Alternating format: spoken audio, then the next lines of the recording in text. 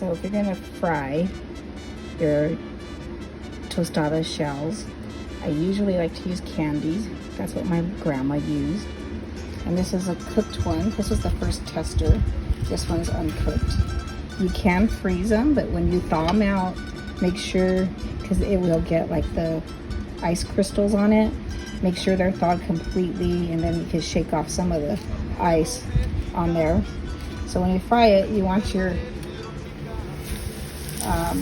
oil to be a little over the medium high. So I have it at mediums 5 on my stove, and so I have it on 6. If you have it too low, like my first one I tested, it was too low, the heat, it'll absorb all the oil. And you don't want like you'll fry like just a couple of these and it'll have like hardly no oil. So see how it's cooking pretty quick? And you want a toasted brown. If you don't cook it enough, it's going to be chewy. It's not going to be a crunchy tostada shell.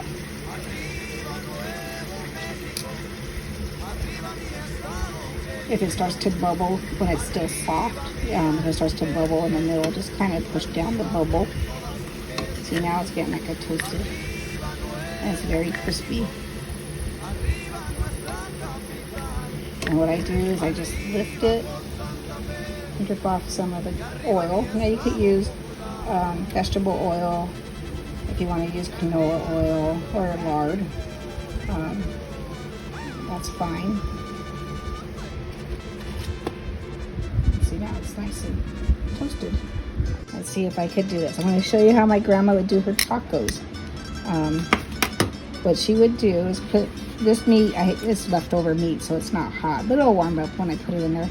If you make the meat and it's fresh and it's hot, just make sure you drain some of the grease before you put it in the taco.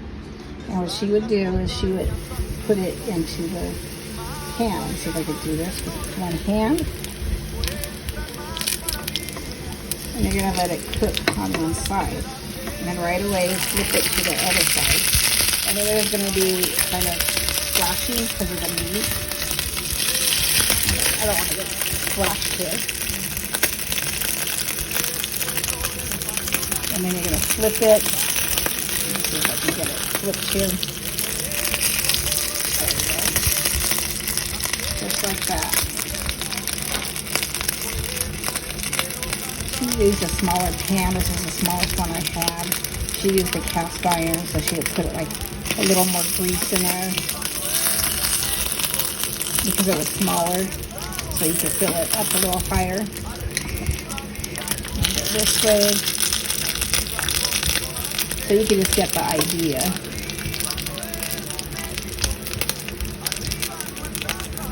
I'm gonna flip it back, and then you just drain the grease right out of there. And then you could just open it on the top to put your fillings in. So this is the taco. I filled it, sprinkled it.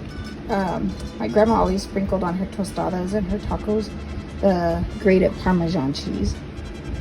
This is for my granddaughter, so I did not put any salsa on it because she's little. She's like 9 years old. She don't like the salsas.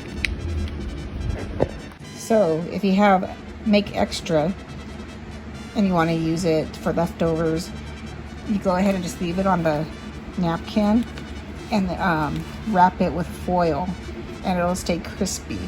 But you want to use it within a few days because they will start to get kind of, where it's chewy. So the candy brand, like I said, is the best that I like. It stays, pretty crispy when you cook it. I've tried other brands and it just doesn't cook the same. I'm going to make a tostada because I had leftover. I had made a tostada yesterday, and the day before I made tacos. So I have a little bit of meat and beans, refried beans left, and I have guacamole that I made. But I just wanted to show you how to make the tostada shells for a tostada or a taco.